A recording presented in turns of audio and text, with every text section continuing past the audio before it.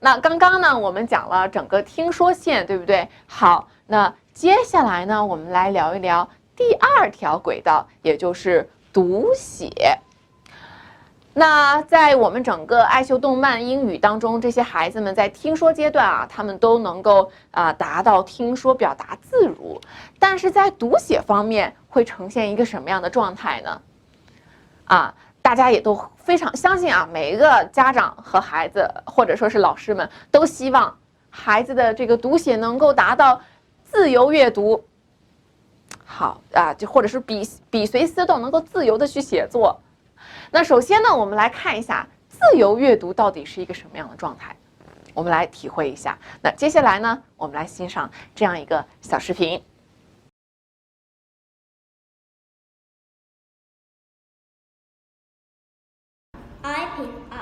I pick up my ball. I pick up my book. I pick up my shoes. Sniff. Will you look after Sniff today? Said Mrs. May. Ruth and Wilma were happy. They wanted to look after the puppy. They took Sniff to the park. The puppy was excited. To cut what? To cut into the 4 pieces or 5 pieces. Yes, you're right. They can use the nails and the hammer to make the swim pool. Yeah. Their parents said no. At last, Harry asked his parents for a dog. First, they said Always. Not always. There's other words for it. It's not always the people just write it and draw the picture. That's right. Sometimes it's two different people. I will buy by its its looks like, but I don't think these 4 things are very beautiful. Yeah. I don't know what they smell like, but if I just had to have one, it would be that one on the top.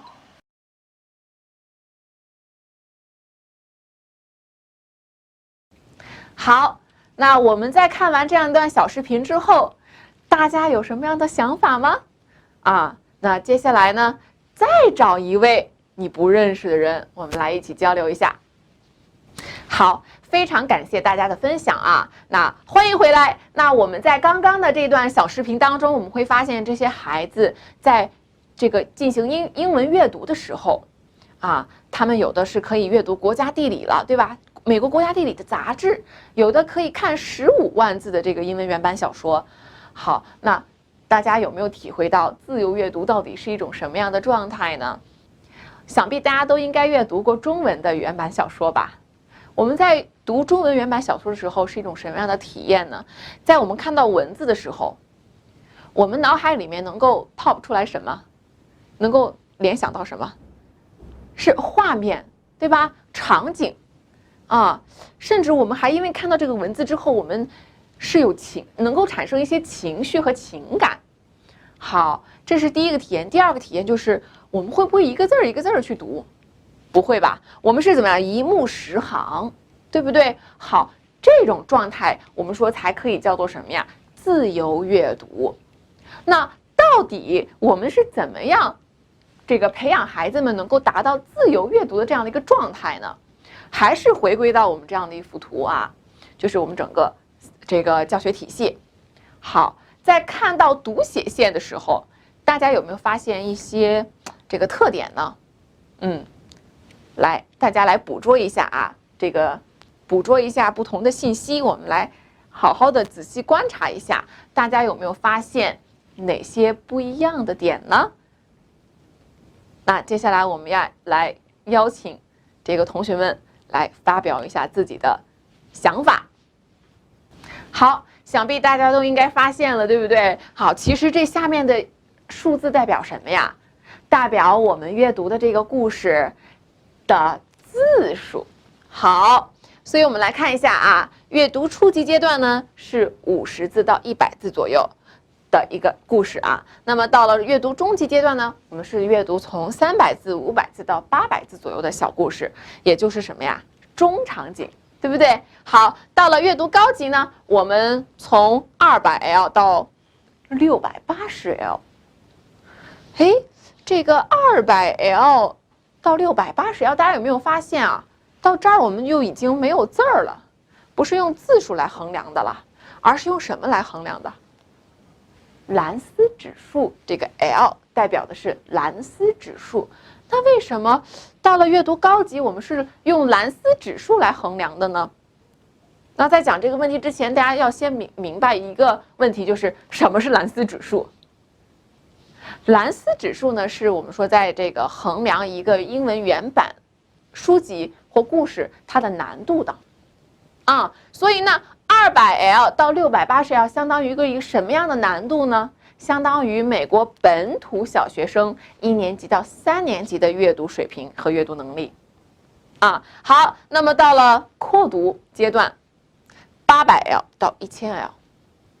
相当于什么呀？相当于美国小学本土3年级到5年级的阅读能力了，好，为什么我们要在阅读高级阶段是用兰斯指数来衡量的呢？是因为这个字数因为字数已经很多了啊。到了中级阶段，我们还能用字数来衡量，可是到了高级阶段呢，我们开始阅读小说了，啊，章节书了，所以它的字数至少是从1万字起步的。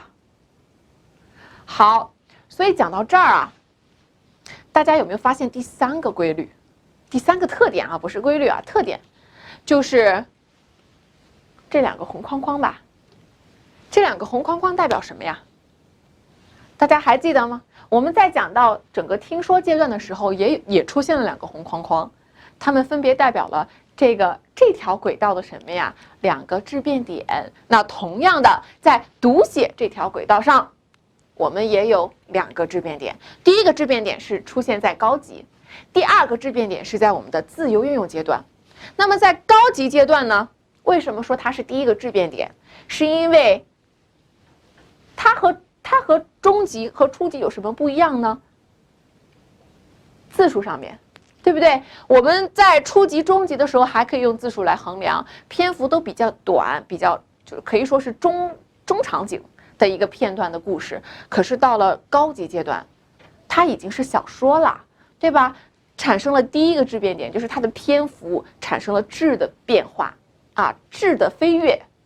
好，那么到了第2个质变点，也就是我们所说的最终的那个质变点，在自由运用阶段，我们才可以说孩子真正的能够达到自由阅读的这种状态了。啊，那为什么说这个在自由运用阶段它是能够达到自由阅读的状态呢？它是一个什么样的状态呢？就举个例子啊，我们在高级、在中级、在初级的时候啊，那我们在讲阅读课是这样的一种过程，是老师先会去讲这个场景逻辑，然后呢老师带读，学生只读啊，然后学生再回去练习就可以了。但是到了最终的那个质变点，也就是自由运用阶段，学习过程发生了变化，学生需要回去先怎么样？先去自主阅读，先去阅读。他们自己先会去通过阅读，通过读这些文字，首先自己脑海里面会出现画面感、场景，再然后在课堂当中呢，我们再来一起回顾。所以学习过程发生了怎么样？变化啊！那在自由运用阶段，这个时候才是自由阅读的这种状态了。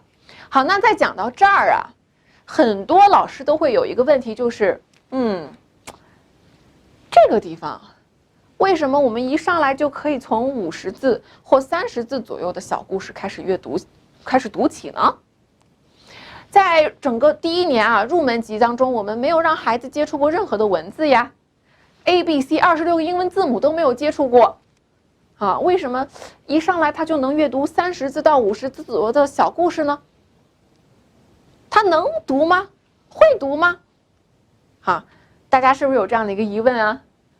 想必大家应该都有啊。好，再讲到这儿啊，我就把之前给大家卖的关子我们来拿出来，来剖析一下了。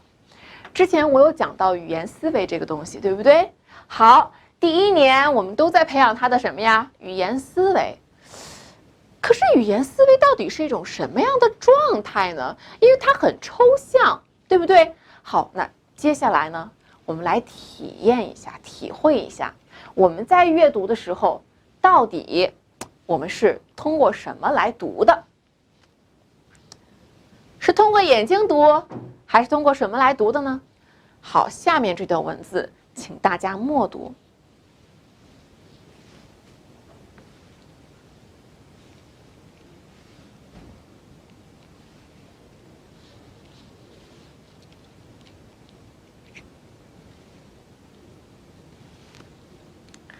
好，大家都读完了吗？读完的举个手，我看一下。好，非常好啊！哎，大家读完这段话之后，你有什么样的感受呢？或者说，你有什么样的发现吗？好，接下来我们来相互分享一下。好，非常感谢大家的分享啊！那么现在呢，我们来一起来看一下这段话。研究表明，汉字的顺序并不影响阅读。比如，当你看完这句话后，才发现这里的字全都是乱的。我相信啊，所有的老师们在第一眼看到这段话的时候，我们都会读成刚刚的这样的一个语序。但其实，这段文字是这样写的：言表究明，汉字的序顺，并不隐约相读。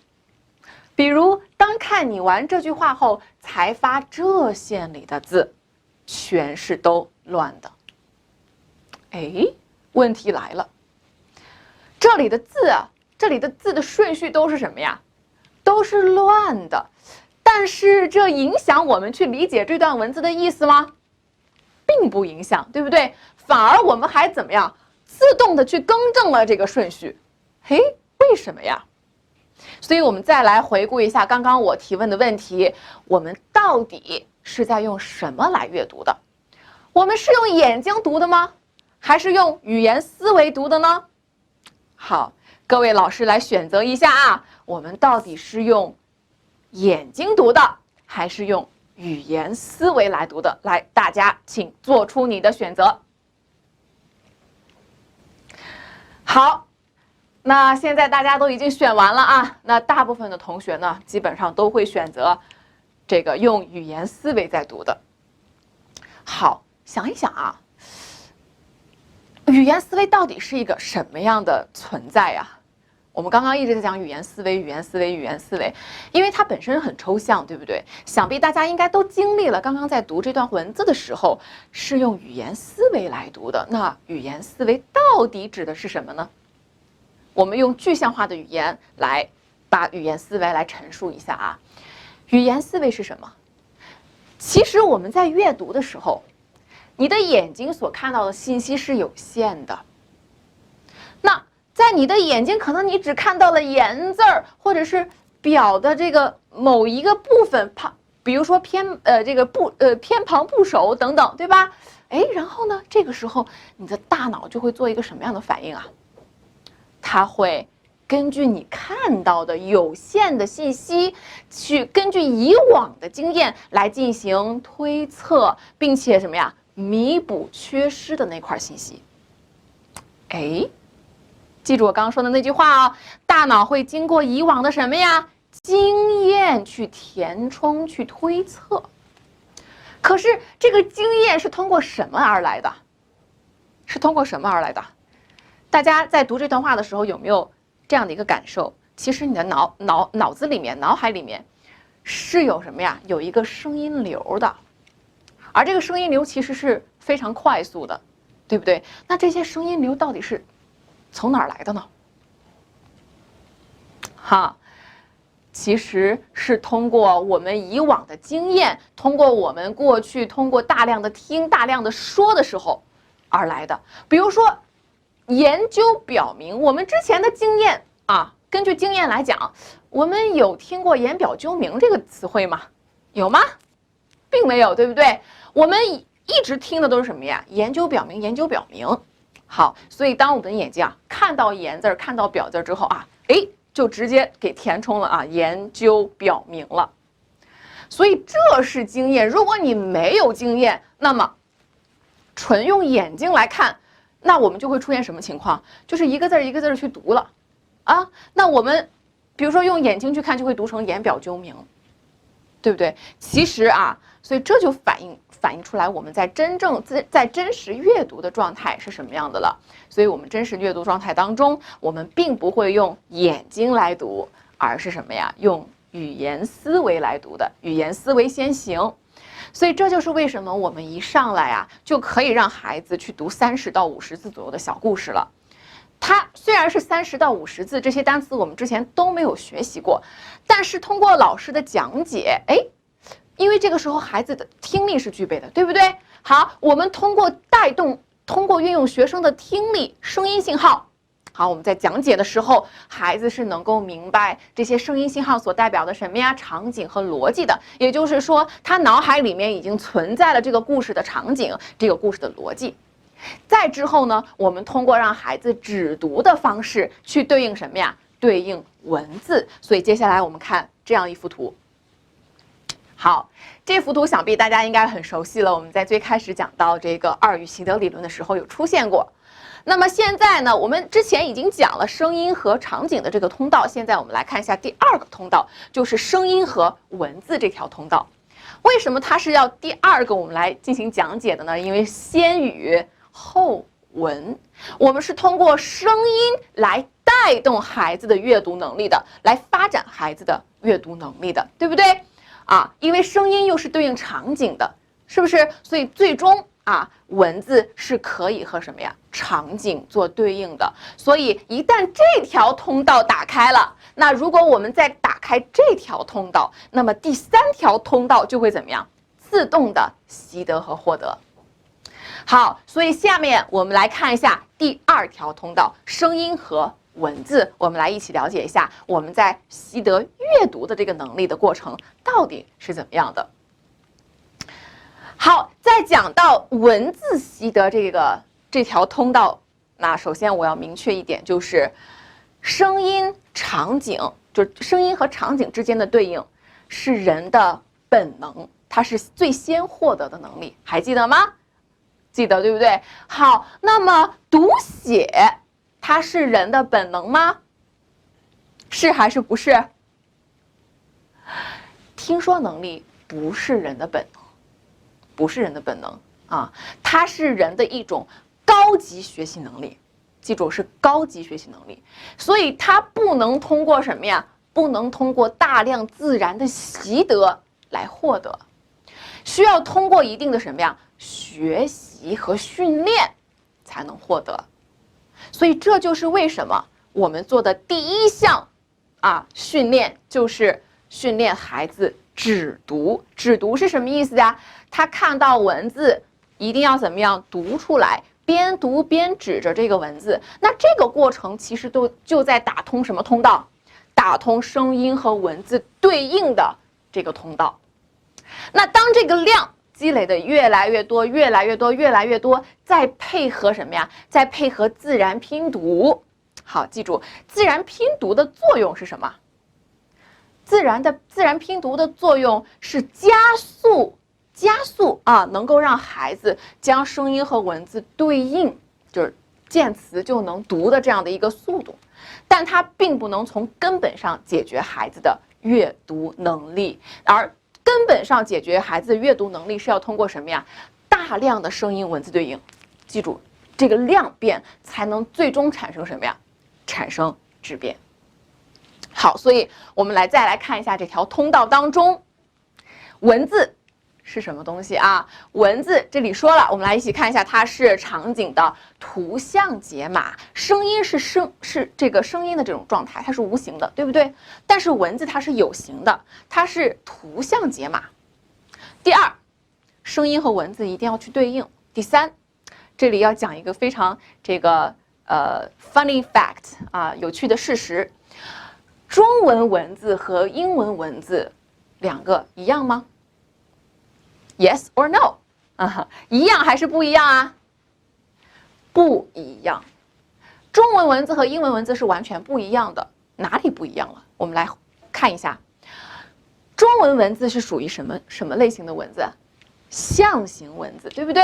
而英文文字是什么呀？属于表音文字。什么叫表音文字？是音一出字儿就出了，对不对？它是属于拼写类的这个文字，跟我们的拼音比较相像。所以呢，表音文字它就有一定的什么拼读规律，对不对？好，这个规律当然了，我们是可以通过这个学习这个规律获得，当然也可以通过大量的这个对应啊，这个我们的人类是可以自动发现这样的一个规律的。好，所以说表音文字。因为它是表音文字，所以它学起来会稍微的简单一点，它比学习中文文字会更简单。所以这就是为什么这个老外学中国话学的会比较溜，说的比较溜，很容易。但是会认中文文字的老外就非常非常少了啊。那所以相比之下呢，英文文字其实学起来会比中文文字会更简单。当然，两种文字是不一类型的文字，所以学习方法也并不一样。中文文字需要什么呀？大家还记得我们在小的时候学习中文文字是通过什么方式啊？老师会让我们大量抄写，对不对？为什么呀？因为中文文字就是这个记忆中文文字的这个区域，在大脑当中呢是比较偏向于运动区域的，啊，所以需要我们做大量的抄写。但是表音文字的记忆区、控制区其实是比较靠近听力的，因为它是表音嘛，对吧？好，所以呢，既然它靠近我们的听力区，所以我们就必须一定要通过声音来带动，通过听力来带动认识这个文字，啊，所以这就是为什么学习英文文字和学习中文文字其实本质上是非常不一样的。好，所以这个我们来继续总结啊，大脑其实在使用语言思维在读，而不是用眼睛在读，对不对？好，最终我们才能达到文字和场景的这个对应啊，这一个什么样的过程呢？首先我们是先有了这条通道，对不对？然后呢，我们建立这条通道，当量变达到质变的时候，大家想想这个过程，我们看到文字时就会反映出声音，对不对？而声音又和场景是对应的，对不对？所以我们会经历这样一条通道。然而，当我们经过这条通道，量已经很多了之后，好。我们就会跳过声音，最终达到一个质变，而这个质变状态是什么呢？看到文字，我们的脑海里面就可以直接怎么样啊？反映场景和逻辑，这就是我们最终所说的自由阅读的状态，就是我们读中文小说的这种状态。好，那么在我们了解了这个二语习得的这些所有从听说到读写，对吧？再到最终的这个质变之后呢？我们来看一下整个读写线读写体系，我们呢把它分为了这4大学习阶段。第一个阶段呢叫做早期阅读阶段，大家还记得早期阅读发生在什么时候吗？有哪个同学可以来告诉我，早期阅读发生在什么时候？好。非常好啊，那早期阅读呢，想必大家都应该知道的，对不对？其实是发生在我们一开始学习英语的时候，我们都称作它是什么呀？早期阅读。好，那么第2个阶段呢，我们把它称为什么呀？分级阅读阶段。第3个阶段呢，叫做阅读理解。第4个阶段，基于阅读理解的交流与写作。好，这4个阶段是我们这个阅读能力进阶的一个过程。好，早期阅读的目的是什么呢？我们为什么要发展孩子的早期阅读呢？有哪位老师可以分享一下自己的观点啊？为什么我们要发展孩子的早期阅读这个阶段呢？而且这个阶段是非常重要的哟，我们不能没有这个阶段直接进入到分级阅读阶段。有哪位老师可以猜想一下，或者发表一下自己的这个想法？为什么我们一定要有早期阅读？为什么早期阅读这么的重要？好，非常感谢老师们的分享啊，非常好。其实早期阅读就是为了后面分级阅读打下基础的，对不对？而在早期阅读当中，我们最主要的目的是要培养孩子的什么呀？阅读兴趣。那么在入门级在第1年，我们的早期阅读是以什么形式来呈现的呢？是以听说，对吧？更多的是儿歌童谣等等。好，到了初级上，也就是第2年，啊，第2年的上半年，就是第2年的上半学期，我们就开始加入了真正的这个绘本了啊，真正的以绘本的形式来呈现我们的阅读了。可是在初级上这个阶段，我们的目的并不是让孩子怎么样去认识上面的文字，而是目的是什么？让孩子们知道啊，这个绘本啊，其实跟动画片一样，也是在传递一个故事，对不对啊？绘本其实读起来是很有意思的，我们重在讲故事，重在讲情节啊，所以这是整个初级上这个我们阅读的呈现状态。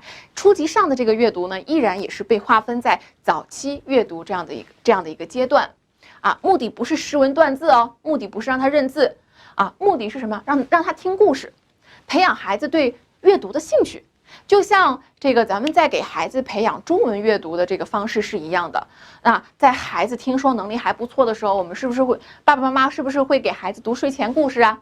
可是，一开始我们在给孩子读睡前故事的时候，会不会说，哎，孩子这是什么字儿啊？孩子这是什么字儿？来，这是这个字儿，来，这是我，跟我读我。我们会这样教吗？不会吧？是不是啊？如果你是这样给孩子读这个睡前故事，估计孩子早就不喜欢阅读了，对吧？所以一般我们会怎么样，以什么样的一个状态来给孩子读这个睡前故事啊？啊，我们读得非常有感情，对不对？甚至有的爸爸妈妈还会怎么样演出来，对不对？哎，从前山里有一个什么什么什么啊，对不对？我们读得非常有感情啊，我们重点在给孩子传递这个故事的情节，对不对？或者是寓意，对不对？好，那这个时候我们的目的就非常明确，这是属于早期阅读阶段啊，让孩子喜欢听我们讲故事，喜欢上这个纸质的这个绘本，对吧？好，一旦孩子对这个产生兴趣了之后，啊，那也是到我们1年半了，对吧？这是第2年的后半年，就是初级下。到了初级下这个阶段，我们正式进阶到哪里啊？进阶到分级阅读这个阶段了。好，那所以分级阅读这个阶段，我们重要的目的是什么呀？重要的目的是培养孩子的阅读兴趣，还是培养他识文断字的能力呢？好，来，我们来做一道选择题啊。我们是培养在分级阅读这个阶段，我们是培养孩子的阅读兴趣，还是识文断字的能力？大家来做出选择啊。是阅读兴趣呢？还是识文断字的能力呢？好啊，大部分的同学们都还是非常棒的啊，看来大家都听得非常认真啊。对，非常好。在分级阅读这个阶段，我们重要的目的是培养孩子的识文断字，他有一定的理解能力了，他可以通过听力来理解这个故事了。好，我们就要通过声音怎么样啊，去带动文字了，对不对？开始建立第2条通道了。所以在分级阅读这个阶段，我们一定要训练孩子的指读能力啊，识文断字，让他通过之前声音和场景直接对应，慢慢怎么样啊，变为让他把声音和文字进行对应了，开始发展第2条通道了，对不对？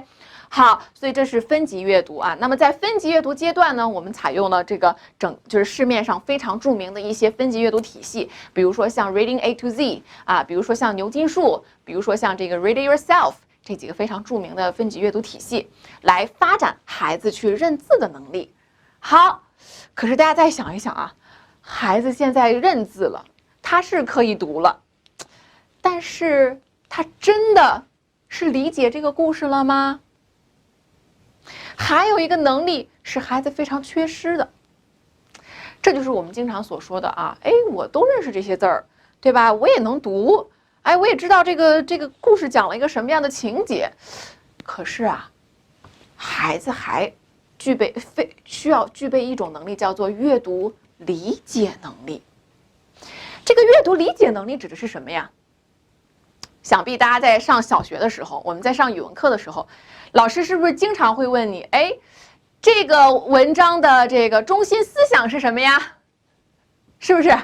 还有这个作者到这儿为什么的心情是这样的，对吧？用了什么样的修辞手法呀？等等等等啊，这就是所谓的什么呀？阅读理解。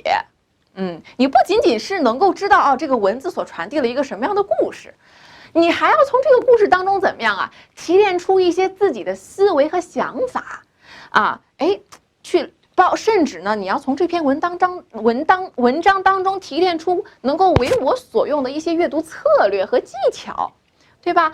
这才能最终的引导孩子走向写作这条道路。而不是我简简单单的去背了一些单词句型，我就可以直接写作了。那这个时候你写出来的文章是没有灵魂的，对不对？好，所以这是第3个阶段非常重要的，叫做阅读理解了。那在阅读理解阶段我们来思考一下，我们重点是在培养孩子识文断字的能力呢，还是理解文章具备一定的阅读策略的能力呢？大家来做一个选择题啊。好，在阅读理解这个阶段，我们的重要目的是什么？是培养孩子的识文断字的能力呢，还是学习一些阅读策略提升理解能力呢？大家做出你们的选择啊。好，非常好，大家的速度非常快说明大家都理解了，对不对？好，那待会儿呢，我会给大家一一的去讲解每个阶段我们到底使用的是一些什么样的这个学习内容阅读理解到底是一个什么样的东西好，那最后一个阶段就是基于阅读理解的什么呀？交流和写作。你会发现写作可不是一开始就有的哟，可不是说一开始读写是同时进行的呀，是先有什么呀？先有大量的阅读，对不对？而阅读是什么呀？是属于输入还是属于输出？有哪位老师可以告诉我，阅读读这种状态，这个能力是属于输出还是输入？好，有哪位同学可以来告诉我一下？好，非常好大家回答的非常迅速，非常好。读是属于什么呀？输入，对不对？所以这就跟我刚刚讲到的最开始讲到的那个学习语言的底层逻辑是相通的啦。学习任何一门语言都要先怎么样有输入之后才有输出，对不对？所以阅读你想要有流畅的写作，对吧？能够写出一篇好的英语作文，一定要先经过大量的阅读。这和我们学中文其实道理是一样的，对吧？你想要写出一篇非常好的作文和文章，如果你书读的比较少，那你能写出一篇好作文吗？很难，对吧？你只能通过学习一些技巧，背一些好词好句，对吧？套用一下模板，但是这种文章写出来的是没有灵魂的，可能当下你能得个高分，但是你就是长远来看，它是这个没有灵魂的，对不对？你是这个能力还是非常受局限的。好，所以在这个第四个板块，我们才开始让孩子输出，才开始有写作，才开始有基于这篇文章有一些交流了。好，那么接下来呢，我们来分别的看一下各个不同的阶段，我们到底培养了什么样的能力。好，首先在入门级和初级上，我们是在哪个阶段呀？阅读的早期，对不对？早期阅读阶段。好，到了初级下，我们开始有了什么呀？分级阅读。中级上呢，不仅有分级阅读，我们还加入了一个什么能力的培养阅读理解的培养，对不对？好，到了中级下，依然阅读理解能力依然在，就是我们依然是需要去培养的好了，到了高级，我们不仅有分级阅读，不仅要培养孩子的阅读理解，同时还加入了一个什么能力的培养？交流写作了，对吧？同样高级下一样的。所以大家会发现，其实分级阅读除了没有体现在早期阅读期间，因为它是要识文断字嘛，对吧？好，从初级下一直到高级下，这个分级阅读是一直在进行的。识文断字是一直在培养的一个能力而不是说好，我们用1年的时间让他学会了很多认识了很多字之后好了，以后不用培养认字这个能力了，不是这样的不是这样的认字这个能力是一直在培养的，一直要培养好，所以分级阅读是一直贯穿的。那么在有分级阅读这个基础之上呢，我们开始加入了其他能力的培养，比如说刚开始是阅读理解，之后呢是交流和写作，对不对？好，那下面呢，我们来一起回顾一下刚刚我讲的这个每个级别，我们注重培养孩子的什么阅读能力啊？那希望咱们的老师们啊，接下来呢有一个自己可以跟这个其他的同学们交流一下，也可以呢在你的笔记上面画一下思维导图，对不对？我们一起来回顾一下。好，那么接下来来交给我们的线下老师。